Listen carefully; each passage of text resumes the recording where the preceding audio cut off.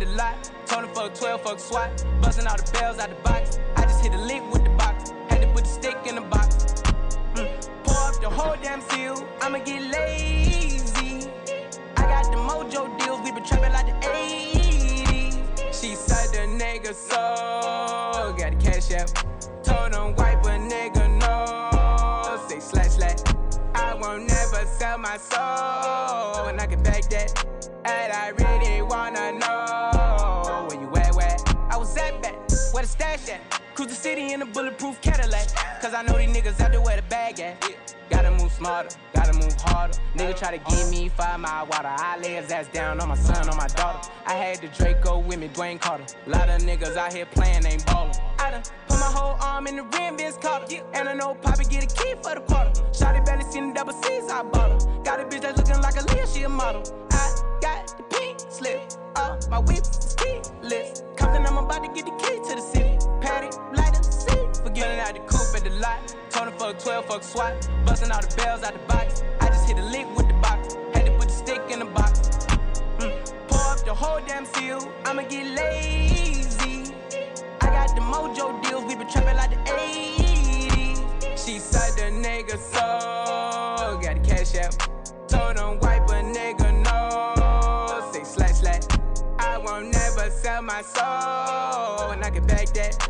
And I really wanna know where you at, where I've been moving them out. And steal it with me, then he got the blues in the pouch. Took her to the forest, put the wood in the mouth. Bitch, don't wear no shoes in my house. The private I'm flying in, I never wanna fly again. I take my chances in traffic. She sucking on dick, no hands with it. I just made the rolling plane like a landing strip. I'm a 2020 president candidate. I done put 100 bands on Zimmerman shit. I been moving real gangster, so that's why she pick a crit. Shawty call me Chris Cole, cause I pop my shit. Got it out the mud.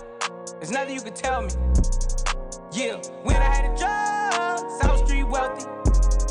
Yeah, I had the coupe at the lot. Told him fuck 12, fuck SWAT. Busting all the bells out the box. I just hit a lick with the box. Had to put the stick in the box. Pour up the whole damn seal. I'ma get lazy. I got the mojo deals. We been trapping like the 80s. She said the nigga so. Got the cash out. Told him wipe a nigga no. Say slash slash. I won't never sell my soul. And I can back that. And I really wanna know where you at, where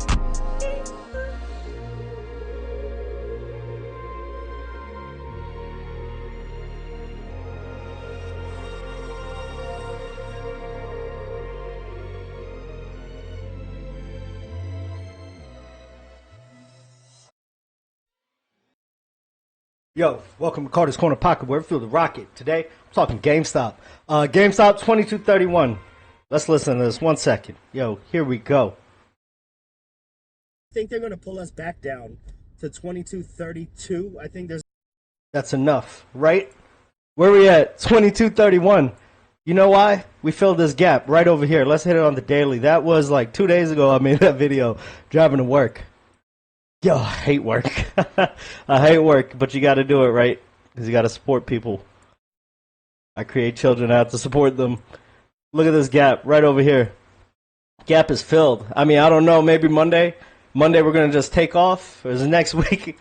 I guarantee you, I guarantee you, do not make options trades off of what I say, because I may be 100% right on that, but SPY, I said SPY's going to go to 600 by mid-December, I think, something around there.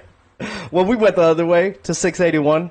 But there's going to be something. Now, the Fed, Jerome Powell, came out. He said that they're going to start, from December, right? They're going to start buying treasury notes, which in the end, who do they buy it from? They buy it from banks. And what does that do for banks? It gives them cash and liquidity. They're going to let the current ones expire, roll over. They're going to get paid for those and just reinvest all that money back into banks by buying treasury notes from banks. And the transaction takes place at the Fed of New York. They have a market for that. The Fed is buying treasury notes to support the system. I mean, we got weakening jobs, inflation rising. I don't care what they say. It's expensive as hell. People getting off SNAP, so I'm looking left and right, because I know people from back in the day that used to sell their food stamps for cash. My dad, yo, cheap as hell. He knew this lady. He's like, yo, I'll sell you food stamps. They used to go to the grocery store. She used to buy it. He used to give cash. But yeah, I see everybody in the chat. What's going down, man? Let me see. Let me read the chat. Let me read the chat. Because how accurate can you be? Very close. Envoy, what's up, man? I got to play your video. I got to watch your video. Burry Burner, great song, especially where we are now. Where we are now is the absolute discount. I mean, because absolutely nothing has changed. The fundamentals have only gotten stronger for GameStop. Look at this. Let me scroll back on the that SPY. Right over here. Every single time we get 2 taps on the support line. One over here, one over here. Looks like a big old booty. And over here, one over here, and we're going to have one over here that comes around. And we're going to be messing around this $28, $27 support line over here. Shown looks like if my son drew a butt. You know? I need to stop. You know, like when you're a kid and you draw the 2 loops like that. But it always touches the support line twice over here. You can even go back in the day. Over here, it does the same damn thing. Here you go. 1, 2, 1, and we're going to keep doing it. 1, I know this is not as even. 2, and then 1 and 2, and we took off. So, yeah, we're just doing the same thing. We're going to ride the support line. Or we may just pop back up, like this one. This right over here back in, where is it? March of 2025, this year. We hit it, and we recovered very fast. And every time we test this orange line of support, this is a smaller one, this is a larger one, and then we're inside of a larger pennant. GameStop looking great as ever. All the interviews Ryan Cohen has been doing. I'm damn sure today is Halloween, right? I gotta take the kids out. My children have been inviting kids from school, making their own little invitations and giving out our address and everything. So I'm expecting to have children over here. I'm damn sure I'm just gonna order a bunch of pizza. I'm not making the pizza. I broke my GameStop mug plugging in my laptop like the other day. The cord like pulled on the mug, so I have to make another one. But yeah, happy Halloween. Let me see who's in the chat. Yo. Michael V, what's up, man? Tomorrow's always hope. Never a promise. Yeah, never a promise, man. And I don't need to be motivated. Motivation, being motivated is it's a disguise of strategy. You know, I don't need strategy to get motivated. When you have discipline, when you purchase shares like every day, almost every day, when you continuously purchase shares over time, you have discipline. You don't have to branch out into options because many people that expected it to run with that 5% bar, they're like, oh, this is it, we're going up. No, we pulled right back down, right? Now we're at 22.31. We filled the gap. Be happy, we filled the gap. We have no more gaps to the downside. So, and we only have gaps to the upside. I don't think any new ones were created. I don't think so. No, we closed everything. And what's the volume? See, 4 million volume. That is ridiculous. Okay, there's so many gaps also because there's such little volume. But every gap to the downside is closed, and we only have gaps to the upside. We left a giant gap up here, 23. I mean, who cares, right? I'm here for the long-term investment, but I just look at it day to day because, I mean, really, it's boring because I just keep on buying, right? I mean, there's always, like, the media's not going to be talking about GameStop. Media will not be talking about GameStop. They'll be forced to talk about GameStop when GameStop starts reporting every single time, every quarter they make money. It's undeniable, and they become a juggernaut in this thing. I was looking at Paper Tiger Trading Company, I think is the name. He does all the power pack pulls. So I'm going to be doing my own power pack pulls with my own money. I think I'm going to do silvers 10 at a time, you know. One video of 10 and then another video of 10. That's what it's going to be. And I think I'm going to hold every single card. I'm going to hold every single card. I'm not going to let it go. Every single card I've bought that's at a negative. Actually, let me just show you really quick. Because power packs. Collection. Where do I see what I sold? So a card I pulled for, I think it was a $50 card, and it was valued at 30, right? Or 28 maybe? 28. I listed it for 60 because auction sold. I don't know, sold. I listed it for 60 because I calculated eBay fees and I just wanted to get my money back. Where is this thing? Where is it? I don't even know.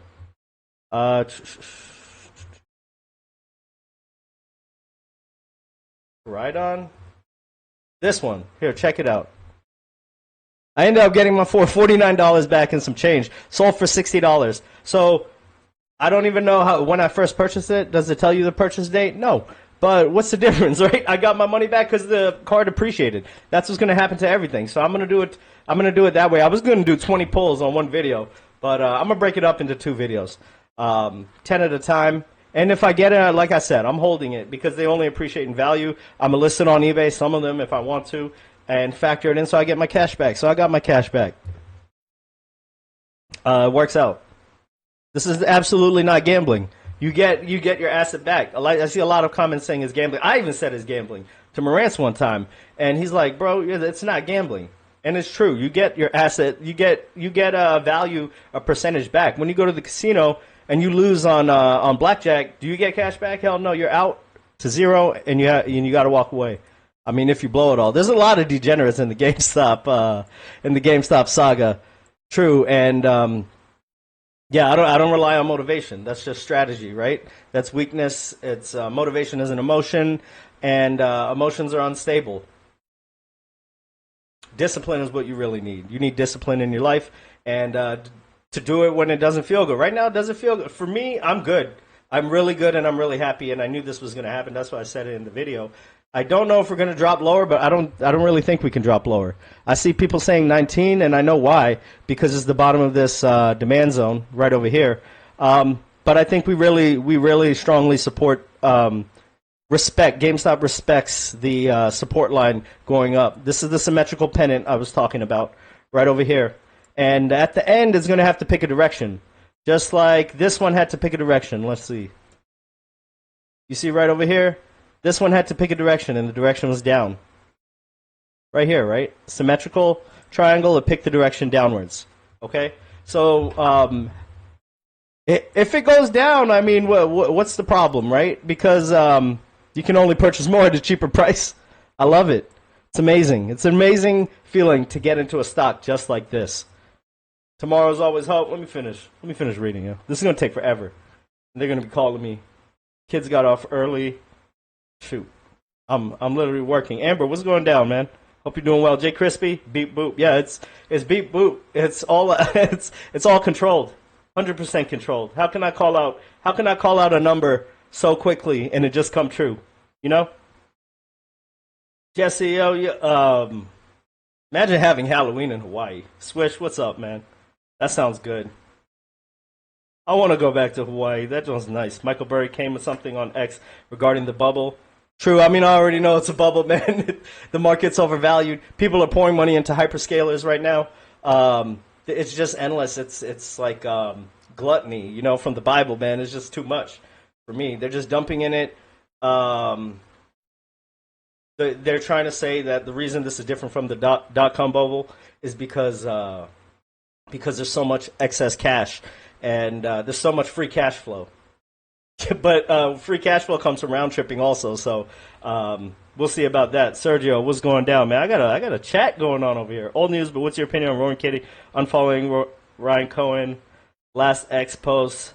I don't know, man. I don't really. I follow Roaring Kitty. I don't know if it's just legal or what it may be. If he's trying to like disconnect just to say we're not timing anything together.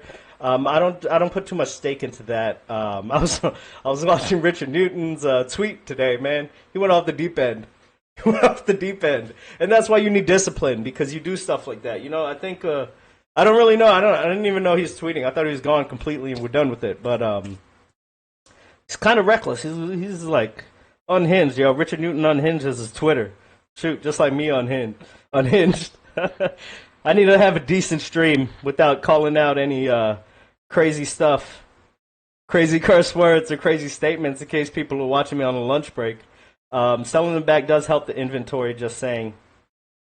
What do you mean selling it back? Maybe I'm not following. The chart to one side, if you take away GME's assets from current market cap, you're left with less than 500 million value. Yeah, what a discount. Tell me about it, man. 50 million borrowed shares. Bro, I guess I'm not up to date on stuff. I've been busy at work. It's been hard to go live. Seems like a melt up, then it crashed. Just a matter. So yeah. So look, SPY is gonna drop. Look at that.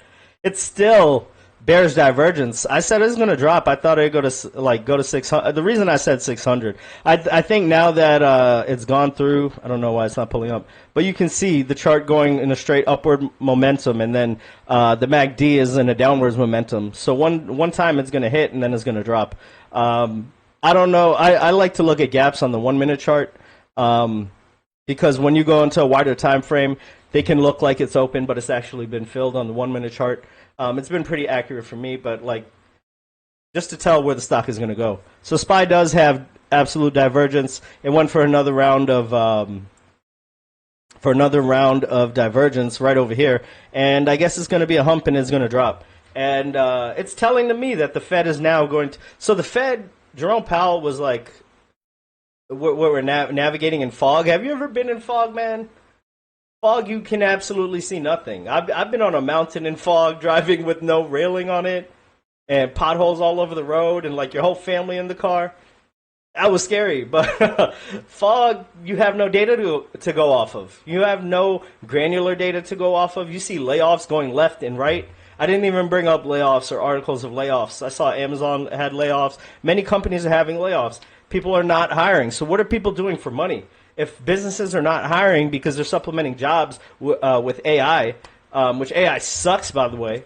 I agree with Ryan Cohen, but sometimes it can't just do simple things. I go in on AI, ChatGPT, whatever. I'm like, you're an idiot. You know, for real, my bad. I gotta be healthy. Eating orange,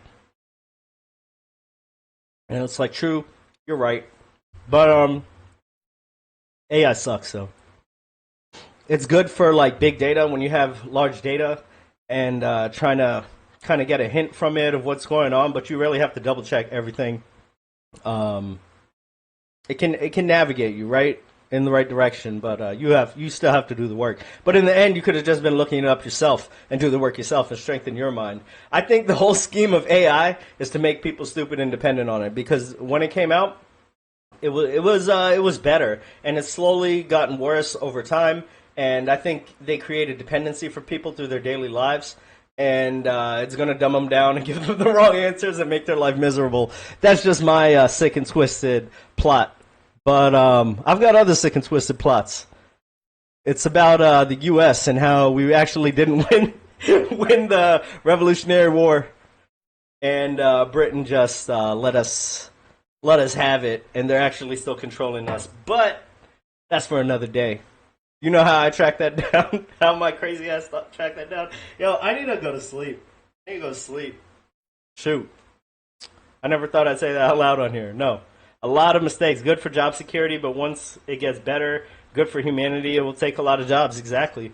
Yo, Jason Umberger, Jay. Yo, it's giving me all your handles over here. What's going on with GME? Nothing, man. The prophecy was told. I told you in the last video, it's coming down over here to 22. I said 22.32, but it looks like we're at 22.29. There's absolutely nothing going on with it. That's why I don't play options, because, I mean, they can maneuver the stock how they like, how they please. Here you go. Let me show you why not to worry about GameStop. Oh, here you go. You can rearrange your business empire, which you own through that little portfolio that you have. You can rearrange that, at a moment's notice with practically no cost. It's a huge advantage, which people turn into a disadvantage. There is nothing about the price action of the stock that tells you whether you should keep owning it. What tells you whether you should keep owning it is what you expect the company to do in the future versus the price at which it's selling now, compared to the other opportunities of businesses that you think you know equally well, and make that same comparison. And that's all there is to owning stocks. You can maybe that's the wrong one. All he's saying is that this right over here, like, prices go up and down. They're not connected to the stock. He said before, Berkshire Hathaway has gone up and down, lost 50% of the value multiple times, and I keep buying. It's like, do you believe in the company? I do. Power packs, I see over here. Power packs, yeah, you're right. Selling the power packs back to GameStop. They said they can't keep up with inventory, and Arena Club has had problems with that, as well as Courtyard.io. They have inventory problems, and imagine they don't have the amount of cash that GameStop has. But what I love from that interview from Ryan Cohen is he's not going to do anything stupid with the cash. I mean, imagine being Courtyard trying to keep up with GameStop. It's not going to happen. You know, let them go buy cards at 120% just to get inventory. You know, just to stay afloat. We'll be chilling, sitting there, let them run themselves down, and we'll be there.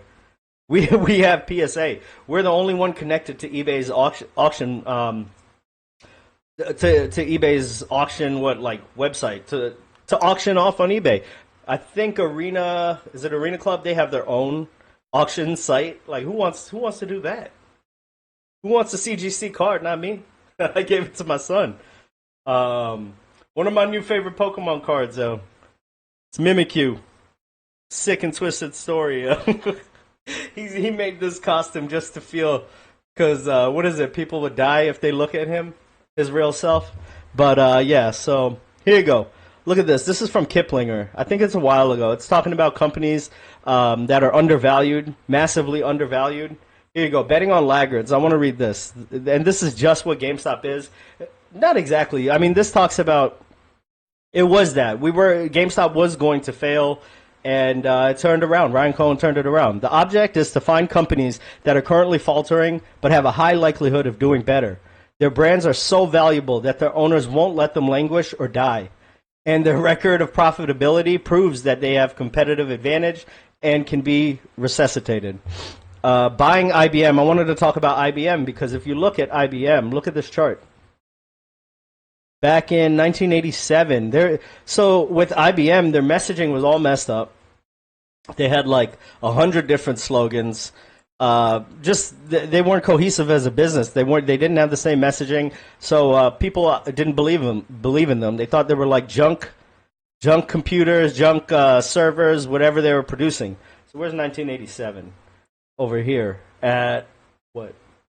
Somewhere around here. My point is, look over here, right? 1980s, we're hovering at $11 right over here. And look at where it went from then, right? All the way up. So let me read this to you real quick. Buying IBM in the 1990s may have the best example of successful faith-based investing. What we have right now in GameStop is faith-based investing, but we have fundamentals backing it. Nobody else is going to talk about GameStop. We're going to be the only people. There's no analysts out there. It's only us. So get your mind right. You know, get it strong, get it prepared for whatever happens. But believe in yourself most of all. That's what my message to the last video was, like, believe in yourself, because I want people to be as confident in GameStop and their investment as I am. Like I'm going to see this whole thing through, whether I live or die to see it. It's going to go all the way. I'm going all the way. I made my mind up. And if I'm wrong, which there's like 0.1% chance of that being right, that coming to fruition, I'm going to own it. At least I picked a side and went with it. When you have a linebacker, when you're training a linebacker, children in sports and football, you don't want indecision. You know, you don't want the indecision of Tony De Niro getting in at this price, getting out of that price. No, because that just makes you weak. That doesn't get your mind ready for what's coming for the future, you know. Say you're in IBM, Tony would have sold right here. He would have sold right here. He would have bought and sold all throughout here. If you just held it, it's going all the way up. You know, look at it, $307 today, down from 11, and this is all split adjusted, right? You teach the linebacker. You say linebacker, whatever, football player. You're going to make a decision. You're going to have to make a decision on what to do. When you make that decision, go 100% at it. No indecision, because then you're caught halfway in the play and you're going to get beat. You know, make a mistake or be 100% right. You know, it's one or the other. So me, I'm going 100% at it with GameStop. This is my stock. I only need one. I'm not going to need 3. I'm not going to need 4 picks. Like Warren Buffett said, you only need a few picks, and you're right. A few stocks, you're right on it, and it's better than buying the S&P. Buying the S&P 500 is for people that are stupid. Really, they can't. I know it's gone up, but it's people that are stupid that can't find value stocks. So, anyways. Here, buying IBM in the 90s may be the best example of successful faith-based investing. From 1987 to 1993, the stock price fell from $44 to $11, adjusted for subsequent splits. No one knew that Lou Gerstner, he's the new CEO that took over, who was not a tech maven, would rescue the company. And hardly anyone could have guessed that he would do it by selling off personal computer business and concentrating on services. 6 years later, IBM was trading above 130. So in 6 years, it went from 11 to 130. What do you think GameStop can go to with all of its fundamentals and Ryan Cohen at the helm? My brother that has been against GameStop, calling me crazy and stuff, after I sent him clips of Ryan Cohen's last interview, he's convinced. I mean, he still buys the S&P 500, but like mentally, he's convinced. He's like, okay, you got something. You're right. You know, he starts looking at intrinsic value, all of that, and it sounds like he's thinking about investing in GameStop. But I was like, why is the media so hateful towards him? They love to project GameStop as a meme stock, which it's absolutely not, and they love to make it a joke. They make SEC videos about it. They relate stocks like AMC, which is pennies. Pennies are like 25 cents today or something. I don't care. I don't even care to move my arm to the mouse to click on TradingView to look at the price. That's how worthless it is to me. You know? But even him, like, I'm like, look at the media perception. That's all you know. That's all he knows about GameStop, right? What the media has told him, that it's a joke. And then I showed him clips about it, and he's like, man, you know, I was like, he's the most responsible CEO you can have. He's doing nothing dangerous. He said he needs a pitch right over home plate, so he's looking for something. And he even mentioned he always mentions shareholder value. He says if it doesn't make money, GameStop. It's not for GameStop. Does it contribute to shareholder value? Yes or no? I mean, he's the number one shareholder. What else do you need to know? Gets paid nothing. I'll say it every single stream. I need nothing else. Ryan said they can't keep up with inventory on packs. ChatGPT makes a lot of mistakes for jobs, good for job security, but once it gets better enough for humanity, it'll take a lot of jobs. It will. It already has. That's why you're seeing the job numbers go down. That's why Jerome Powell is going to say. I mean, he has been saying. He said job numbers are weak and hiring's weak. Okay, I mean that's because AI is taking over people's jobs, and as well as immigration. Immigration, people have left, so it's multiple factors combined. But you better believe people are like, hey, it's expensive out there. Because if a restaurant has to pay so much more for groceries, what do you think they're going to charge? And people that don't have jobs, how are they going to go out to restaurants? You know, you got to cook. And when you cook at home, shit's expensive because I'm trying to live. I'm trying to eat healthy. You know? Got shares, driving but still listening. Thank you, Amber. Do not crash because of me. I'm all in, budget for life, Phil. You're playing with me. You're playing with me. That's the Teddy Bed Bath & Beyond investor. We're playing, man. Make it into the Y2K club. That boy must have been like 2 when it was Y2K. Let's go. Hold up. Where was I at? Yeah, so there you go. IBM, man. They changed it around. How did the CEO do it? Consistent messaging, one message, one slogan, and customer service. You know? What's Ryan Cohen doing? Consistent messaging. He sent the letter to the employees to let them know you treat everything like it's your own. You know, he runs this thing like an owner. I love it. It's just he's changed the whole messaging, the whole culture of the business, the way we operate, the way we're perceived in the media, and people are loving it. I'm loving it. Power packs. I mean, hey. It's successful. We have good problems. Now, let me get to Richard Newton. You know, he is off the deep end. Roaring Kitty self-identified his non-diplume alias account in his May 2024 memes Reddit avocado account, whatever. Avocado in my anus. That's a funny username. Account posted the following dates: 10/29, 10/29, 10/29 in 2021, 22, and 23. There was interesting activity on these dates. He's the Michael of GameStop. I'm guaranteed, like that. I've always had this thought in my mind. He's the Michael of GameStop. He's Bed Bath & Beyond's Michael, but in GameStop. Because look at this, interesting. Like I love the word interesting because all these people, Houston Wade, PP Seeds, now Richard Newton, he'll be like, it's interesting. Like it makes him smarter or something. 11/3/21, 10/3, whatever. All these dates, you know. I can't even read. I'm not going to read all this. I'm not going to read it. So if Roaring Kitty is not a cat, what would he be? He's deciphering the tweets. This is why you can't do it. He was talking earlier. When was this posted? October 31st. Was he really like? Gosh, was this what he was doing on the back end? No Tony De Niro? Shoot. Goodness gracious. Puppy, kitty. Was he talking about calls and stuff that he made and how much they're in the money and then GameStop pulled back? Like I said it would? Here you go. Meme translator, large call walls. October 31st expiry, 2350, 10,000 calls, 24, 26,000 calls, 2450, 12,000 calls, $25, 20,000 calls. Disclaimer, I know much is about anybody, let's go.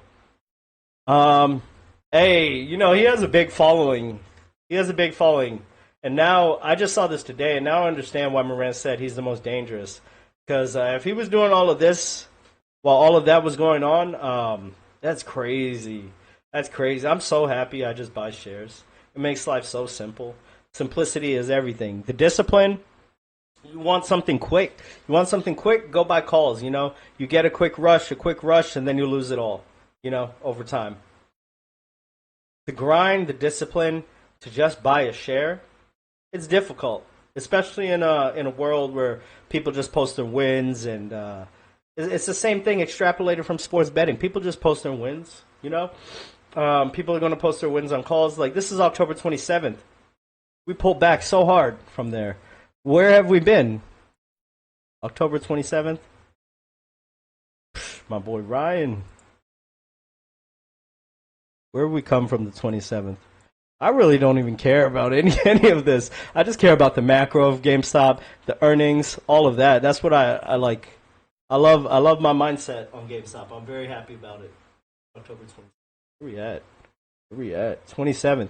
We have come down 6.17% or whatever. I don't know. From over here. Something like that. Yeah, about 9% from there. So you can't even tell. The people, obviously, he thought he was banking on a date and a run up, and it didn't come. But we're about to double bottom on this on the support line and go up. So honestly, I don't wish for him to lose any money. I hope he makes his money. I don't want to wish ill upon anyone in this world, except for Tony De Niro. No, I'm playing. I don't even want to. It's just, it's all about mindset, you know? Get your mind right, and you'll be straight. You'll be good in life. And if you do all these calls, if you play this game, the Tony De Niro game, the Richard Newton game, you're not going to be strong enough to hold when you need a hold. You're going to be worried when it runs up, when it pulls back. Say it runs up 100%, pulls back 50%. You're going to be scared and to sell, or what? I mean, no, just accumulate. All of this grind, the bad feeling in you, if you have a bad feeling in you, you just got to know. You have to know it's building you up. It's giving you strength. The weak moments give you strength. You know? We went soft on the trade war. Yeah, the trade war, honestly, like I said it before, it's going to... all the front loading, like we still haven't seen it, man. Businesses front loaded a lot of product, like a ton of product due to the trade war, and all it is with China and U.S. are just talks.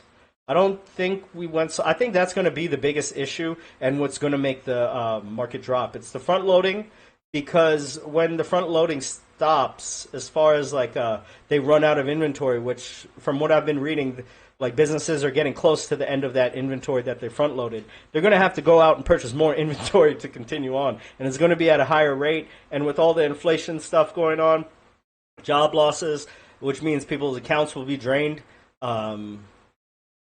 It's gonna play its effect. It's gonna have a large effect on the markets, and that's really what I'm thinking is gonna pull it back. But now that I heard Jerome Powell is gonna be giving the banks liquidity by buying Treasury notes from December onwards, I envision it being like December, January, something around that time frame. But I mean, what's the difference? I only buy GameStop, right?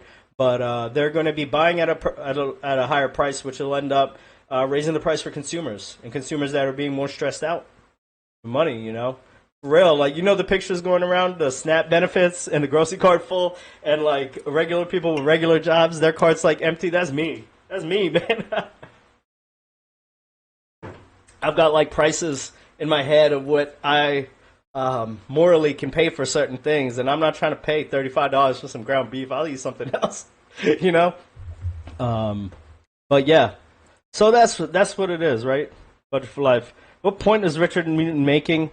He's just showing he's like all in on calls. I don't know. I don't even know, man. Like, what was he talking about? He was talking about like every time he tweeted avocado in my anus, whatever tweeted. Subsequently, like a few days later, there'd be a run up. I haven't even checked or verified it, but he's saying that now. I don't know, man. I don't live in that world. He's talking about now. Nothing happened after whatever National Cat Day, and he thinks the run up is delayed. All of that, but I can tell you right now, I'm not even talking about tweets, and I'm going to tell you there's going to be a run up, and it's going to happen to line up with whatever he said because it's within the time frame. He said mid-November. It's going to start running up. You know, we're going to either ride this line just a little bit and come up, or it's going to be sharp. Like this one was sharp right over back here in March, right? It was a sharp rise up.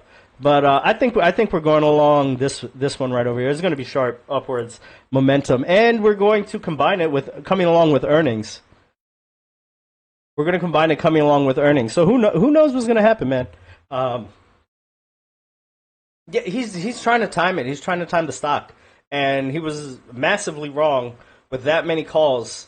In the end, I hope he makes money because if he makes money, I'm going to be making money because I'm buying shares. You know. I just want the best for everyone in this world, really. Is that so hard? Except for Tony De Niro. Tony De Niro, you're fake. My bad, yo. People losing EBT, market crashing will be chaotic. The internet's a small place, Mr. Beakers. Which Richard News is pointing out that he's a drama queen begging for attention. Yeah, he's all up into the Roaring Kitties tweet. He's like, he said he's not a cat back in 2021 in the congressional hearing. So does that mean he's a dog? I'm like, you're using this for call options, $100,000 of call options or whatever it is. I can't play that game, man. I've got a family to support. I'm not gonna do that. But yeah, well, look, after hours with 22:34, I want to see us rip up off this line. We have confirmed this line of support many times, and it's just a game until it's not, and we're gonna be the winners in the end. Look at the long term.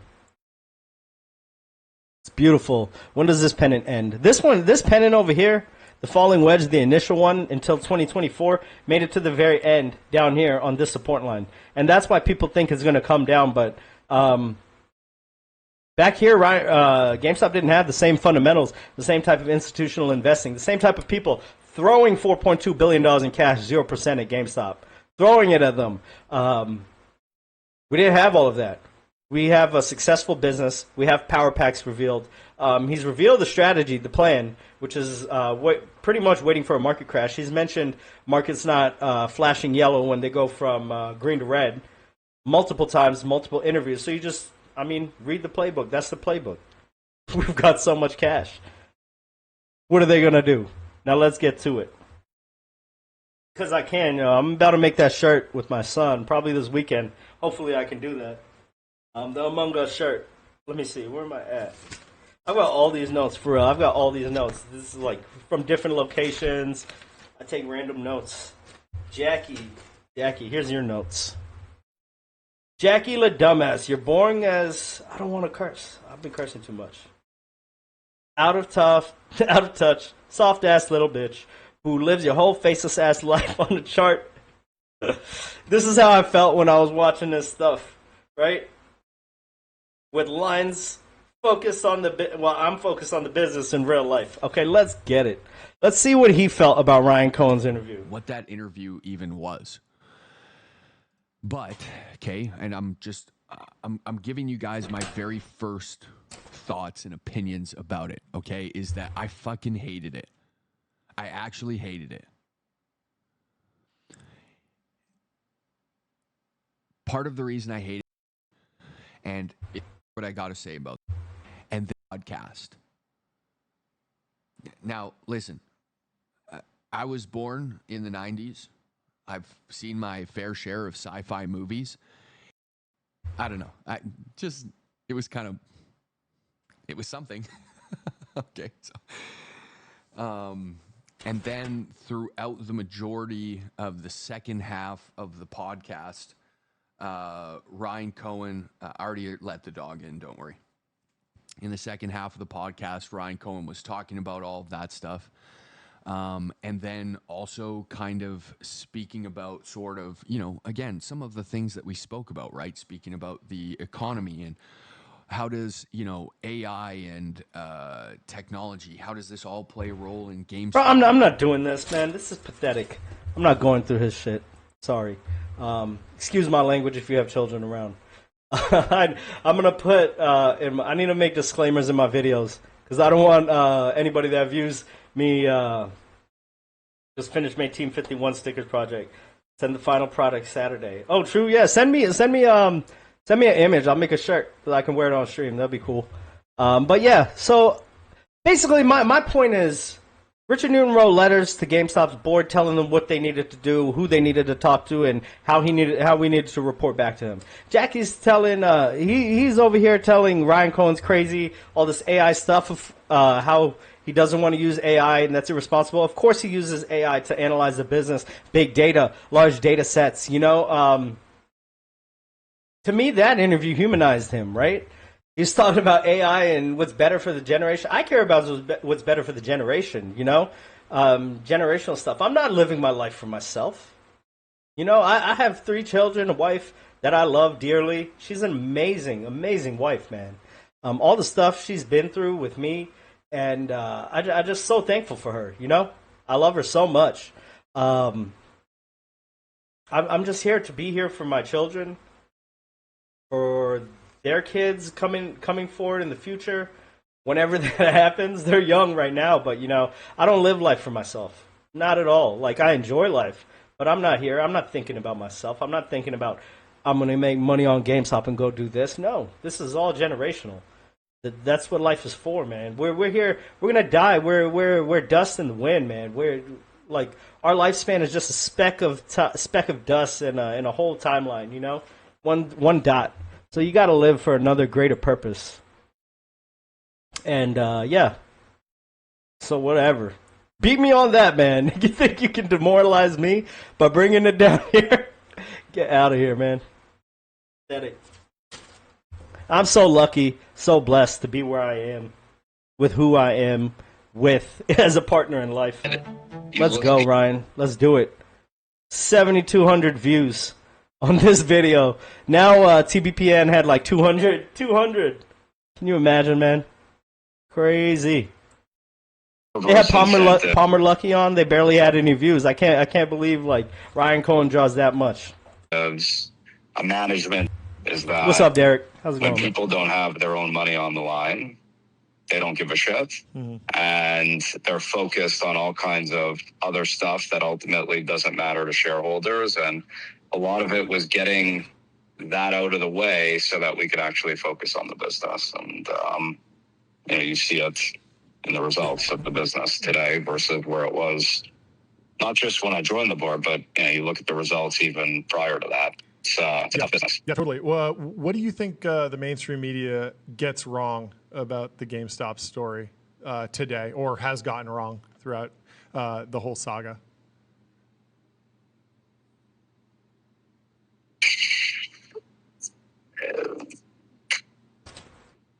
That's not an easy question to answer because we're talking in generalities, and sure, I don't want to I can't stereotype. In general,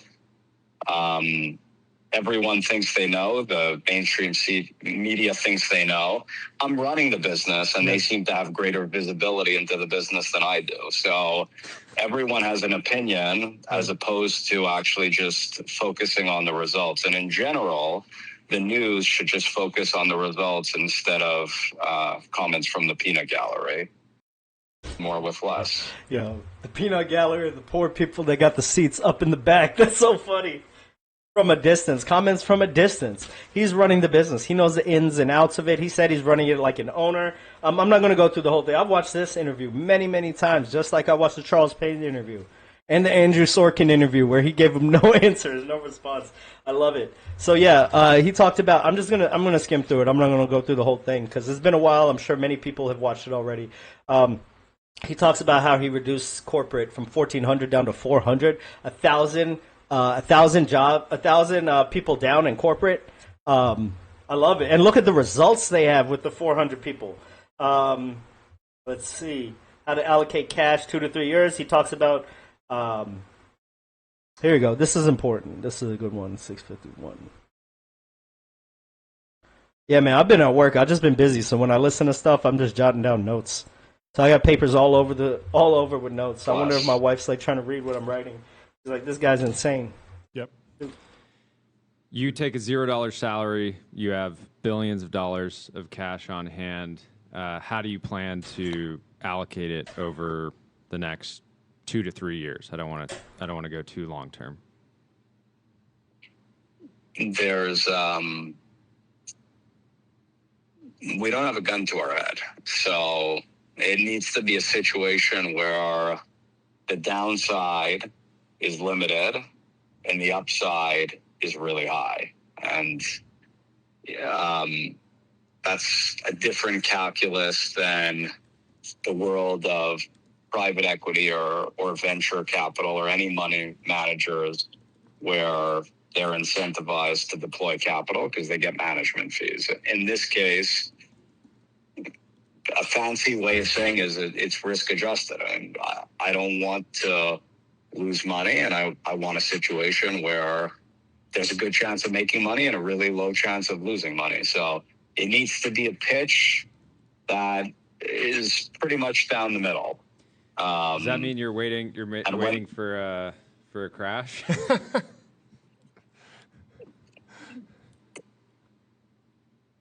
You never know what's going to happen in the financial markets. They can go from green to red, and they don't flash yellow. So when that happens, we'll be in a position. But yeah, I just feel like it's notable that you have all these digital asset treasury companies that are just market buying obscene amounts of Bitcoin and other tokens, and you guys are taking a longer view. Yeah, definitely. Yeah, so there you go. He's talking about, I mean, that's basically the playbook. He's turned us into a holdings company. It's right in front of your face. Just connect the dots. It's right there.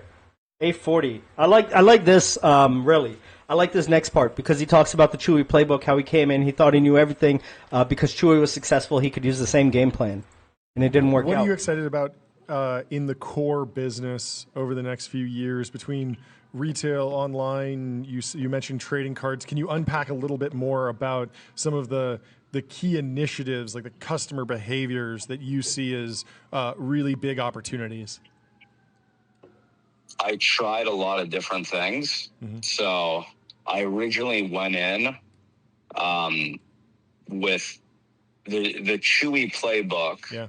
Was we focused first on consumables. So we had a lot of success on pet food, treats, litter, things that you could put on auto ship. And then it went from focus on consumables, getting customers on auto ship, to we're going to be the everything pet store, and we're going to expand our catalog, and we're going to add all these hard goods. So I had all these preconceived biases where I was going to copy the Chewy playbook at GameStop and basically be like the everything store for gaming. And I hired a bunch of fancy people from both Amazon and Chewy, and we expanded the catalog, and we added a bunch of product, and most of that product didn't sell, and we ended up marking it down and taking a big hit, and it cost shareholders a lot of money. People got really angry at that. Jackie got angry at that. I like it because it shows me that he's constantly analyzing the business. He's not just like he has his handprints on everything. I don't think he's micromanaging, but he gives people a chance, and if they don't work out, he goes and he takes care of the problem. He got the people that were criticizing him. Michael Pachter was criticizing him for getting rid of Amazon executives. Other executives, I forgot, was it Google executive, whoever it was criticizing him, but those same people that he brought in are the ones that cost GameStop a lot of money. You, me, and Ryan Cohen money, because he's the number one shareholder. He lost the most out of it. Fine. The NFT marketplace didn't work out.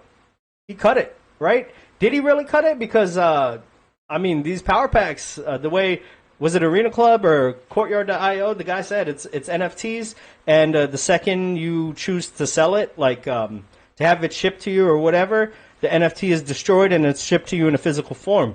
So that's probably what GameStop's power packs are. Same thing, mimics that. I'm loving it. I think that's exactly what it is.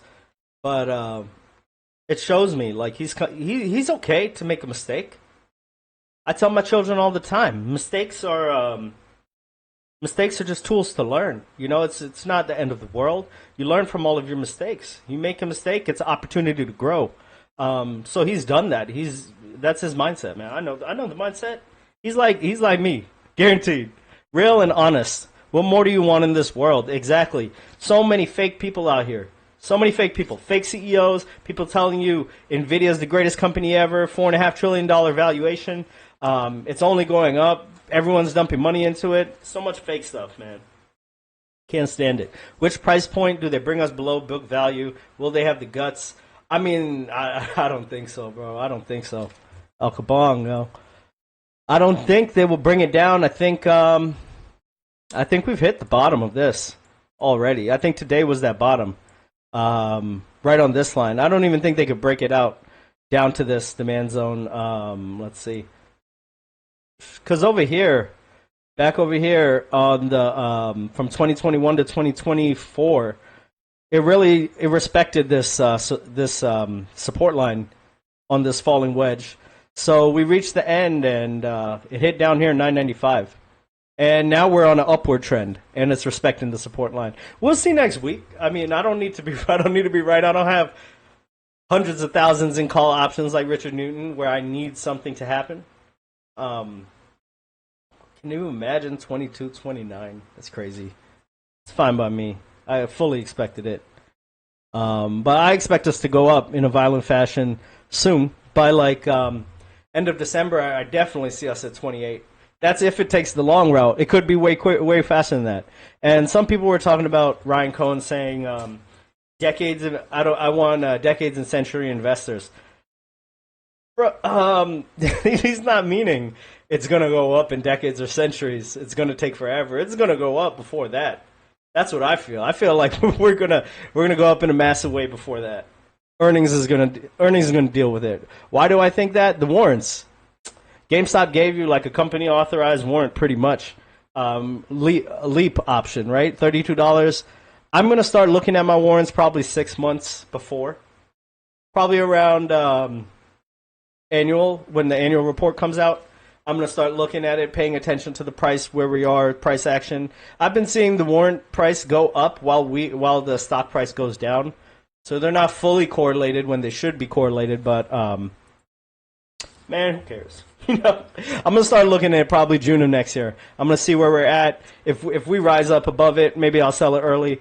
But yeah, that's where I'm at on that. Do I have anything else? Let's see. Yeah, so the inventory, the Amazon people came up, bought. They wanted to be everything gaming store, bought a bunch of inventory, didn't work out, didn't sell. Now you're stuck with inventory, right? Some of it's seasonal, right? Because movies come out, they have certain plushes, whatever it may be. I don't even know, but our clearance has shrunk.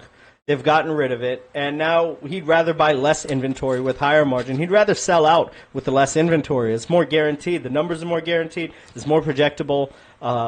It's more stable, and that's another thing. The power packs, it's cyclical. It's more cyclical of a business, or less cyclical. Sorry, it's more consistent. The reporting, it's less of a cyclicality, and that's where we're headed towards collectibles. I just want to make sure I'm not going to play the whole thing. He said digital is limited to us. He has foresight to get us out of gaming and move us towards collectibles. He did that, and a lot of people are only talking about power packs. Look up the margins for collectible figurines, high quality collectibles figurines. That plays a huge aspect to it. Also, I can't remember honestly. I know it's large. I looked it up. That's a big part of it. What else is there? I'm good with that. Should I play the retarded thing? Well, my favorite line, the janitor line, the way he said it. I don't give a damn what anyone thinks of me. Call me the janitor for all I care. I love it. I love that mindset because it doesn't matter. Doesn't matter what anyone says, because that's how I operate. It doesn't matter what anyone. People would be the most bearish in my comments. Do whatever, say whatever. I'm confident enough in myself. Like I said earlier, when you pick a direction, pick one and go with it. Either make a mistake or be 100% right. That's where I'm at. Call me the janitor. I'm the janitor. Or should be forgotten. I don't even know what a CEO means. At the end of the day, I want whoever's in charge.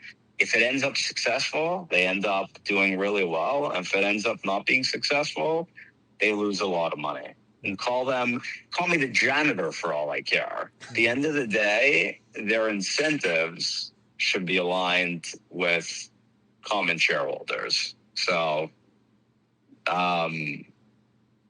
that's the most important thing, is that the incentives are generally aligned. Yeah, you're the loudest shareholder. Yeah. How do you decide? How do you decide what battles to fight? Because you got a lot of stuff coming your way at any given point, a lot of opportunity. What's your framework? My framework is what's going to move the needle. Mm-hmm. Like if we can make 80% margins, but the upside is limited and it's not going to move the needle, then I don't care. If it's able to translate into billions of dollars of shareholder value and it's scalable, then we're talking. So there's a lot of things that are like small time, and we can make a lot of margin, but there's not a lot of upside in terms of.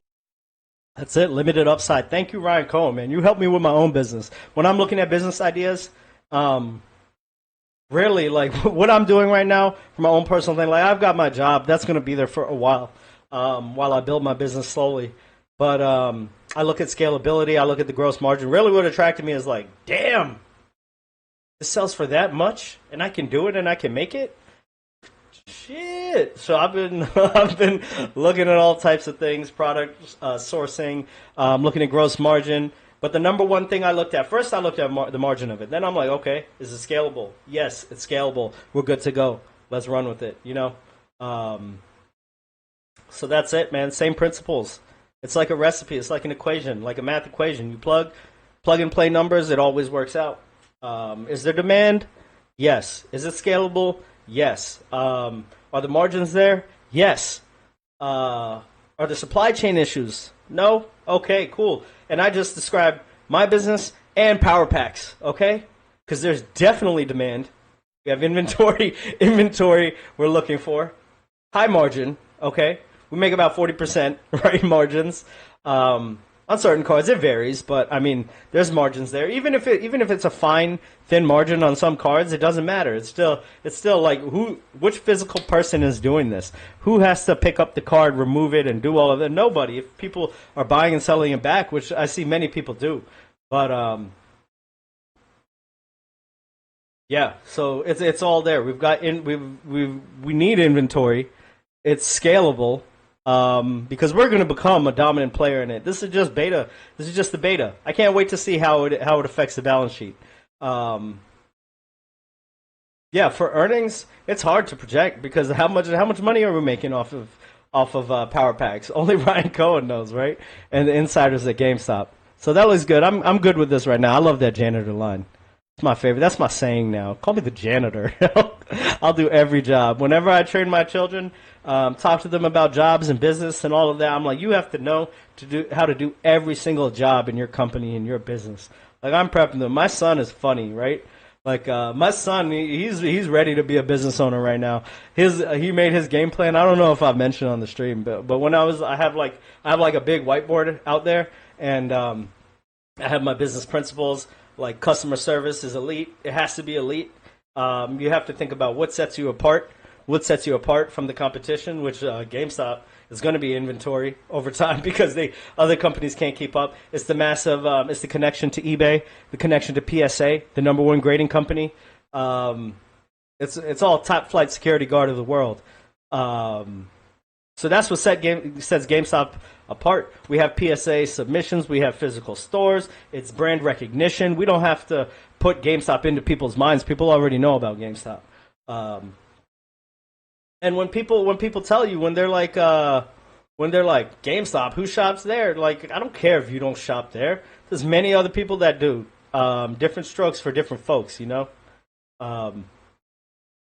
So that's where we're at. But yeah, my son's out there. He's got his whiteboard like next to mine, and he's like, his first picture is like, wake up at 5 a.m. You know, he's like, brush my teeth, get the product, go out and sell it. Like, he's funny, man. He's a little 6-year-old writing all this stuff down. I'm like, wake up at 5 a.m. Damn, you have me beat. I need to watch out.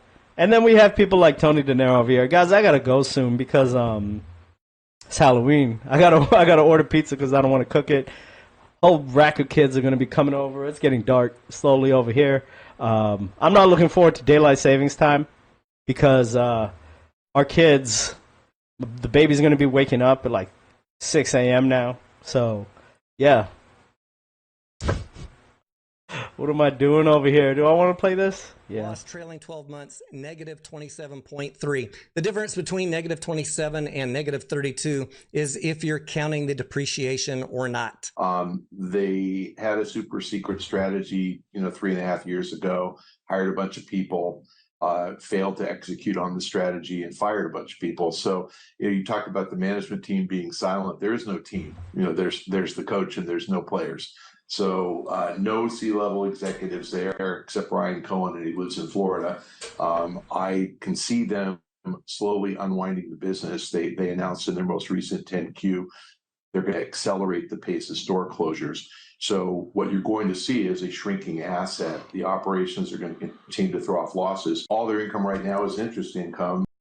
Couldn't be right. I was playing that video because Tony De Niro was agreeing with Michael Packer's valuation of $10. So where we at now? Oh, this guy. See, I have so much stuff saved up. It is crazy. It is Halloween, but I really gotta go. I gotta do stuff. Hang on, guys. I don't know if I'm gonna do my power packs tonight if I have time. Maybe my kids will like get me dead tired overnight, and I don't think, bro. I don't think they're gonna bring GameStop down. I think it's gonna go up next week. Really, I think we're gonna test the. Let me see. Let me actually look at the chart. Okay, by mid-November, we're definitely testing back this $26, $27 range, and we'll probably just go back up to 28, honestly. But if I'm really going to be conservative, I would say by like mid-December, we're going to be reaching these levels. So we're going to recover it all back. It's just a game for them to play to demoralize you, which don't let them do it. Don't let them do it. We're stealing over here. Remember the IBM case that I told you, man. In '87, nobody was buying it. They were saying it's a fleeting company. It's going to go down. Look at where it's at now. It went from 11 to 100 something in just 6 years. 10x in 6 years. In 5-6 years, and now it's at like 307. So we're good to go over here. This is just easy. It's easy buys. My advice is don't play call options. I know some of you do. I would just at least buy some shares at the same time so you're not fully out. Because over here, this stock, most manipulated stock in the world, we buy Bitcoin, stock goes down, right? Report good earnings, stock goes down. No matter what, stock goes down at earnings. I've seen Novix, they issued warrants. They talked about the warrants being difficult for shareholders. Fine, man, we're in the game. We're playing it. This is my shot. I'm going to shoot my shot, yo. Another dip, not worried, bought a little more. Exactly, man. That's the mindset. We're just respecting this line. The fact that we're respecting this line of support is just bullish as ever. It's all you need to know. Just like we keep tapping on this line this line over here. We tapped on it at 48, 35. These are all key levels. 48, 35, and now it's going to be 28. You've seen multiple times. I called out the $28 when we hit 28 right over here. And we got rejected hard off it. I know. I could have said it. 28.10 got rejected right back down,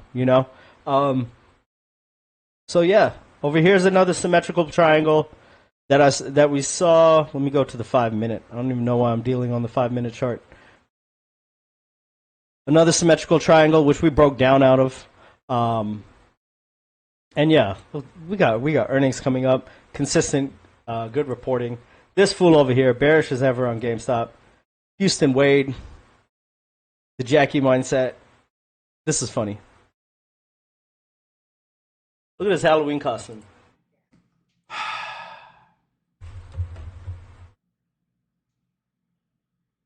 I took $700. I built it to over $60,000 yesterday. It was going to open well over 100 grand. I was going to take that, sell it, buy puts, because I knew the shorts were going to hammer it down before Keith's video today. Collect a crap load of money, buy back in with a whole bunch of calls, and mathematically I would have finished with probably around $20 million. And then I'll retire and not sell a single share of the GameStop I own, and probably exercised and gotten tens of thousands or hundreds of thousands of more of them. But for the second time in 3 weeks, the GameStop board, woohoo, decides to fuck us in the ass while we're about to put tens of millions of shares in the money on a Friday and cause one hell of a gamma squeeze. Just stop. This is the third time. The third time where I was one trading session away from retirement, and Ryan Cohen submits a filing that absolutely murders my entire play. You know how hard it is to take $700 and turn it into $60,000 in like 10 days? It's fucking brutal. It's hard. That's complete gambling right there. That's why you don't do call options. These people out here think they know better than Ryan Cohen. They don't have the mindset that Ryan Cohen has, the long-term mindset of GameStop. This thing is going to be absolutely massive. So look at his face, yo. So it's going to be so massive that like I can't even say what it's going to be. But I know it's a holding company. I know we're gonna acquire companies, large stakes in companies at a cheap price. You saw what Ryan Cohen said. Pitch down the middle. That's what it has to be. Low risk, high upside. He's a smart investor. He's a smart person. He humanized himself with that interview. He humanized himself with many interviews. Talking about going in against the grain. He's a contrarian. That's why all these people hate him. Richard Newton, go write a letter. You know, Jackie, you said it was a horrible interview. You hated it.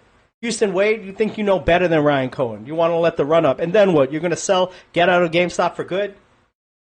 He's here for GameStop, the company, not your bank account. When you get greedy, this stuff happens. Have discipline in your life, and you'll be good. Discipline builds your strength up, not motivation. Motivation is just emotions. Strategy disguises weakness. Or weakness disguises strategy. I'm good. Oh, snap. Here's my song, The Way Out. Fat fingers. Yo, I got to go order some pizza. Yo, Jay. I noticed that, yo. I noticed that. There's, record number. 48,000 views. Most they've ever had. They thought they made it. I mean, maybe they will. Boring interview, though, by the way. Like, interviewers, whatever. I wish they had a little bit more, but I don't know. They seem like they're really feeling themselves, but whatever. Now it's like 200 viewers. Very little. Ryan Cohen is it. GameStop is it. That's where it is. We have the diamond in the rough, but we see the diamond. We see the sparkle. We see the shine. Let's go. Happy Halloween. Thank you, guys. Thank you, Amber. Very vulgar song. Sorry about that, guys. Yeah, I'm gonna see if I have some energy. I'll do my power pack pulls tonight. But yeah, man, GameStop looking good. I may end up watching Goosebumps with my kids. Scare the crap out of them. My wife and I were watching it the other day. The ones that we used to watch back in the day. Those things were scary. My wife was like, "It's scaring me now." What did we used to watch? Faces of Death. Sergio, if you're still around. I know you mentioned in the chat, in Marantz's chat, that this whatever website had Faces of Death. Thank you for terrorizing bringing out my childhood again. My brother showed me the video of like all the crazy types of crap. Probably ruined me for life. Probably the production of what you see now. But until then, man, I hope everyone's safe tonight. Check children's candy because there's sick people in this world. And enjoy, man. Enjoy. Can't stop, won't stop, GameStop. Peace.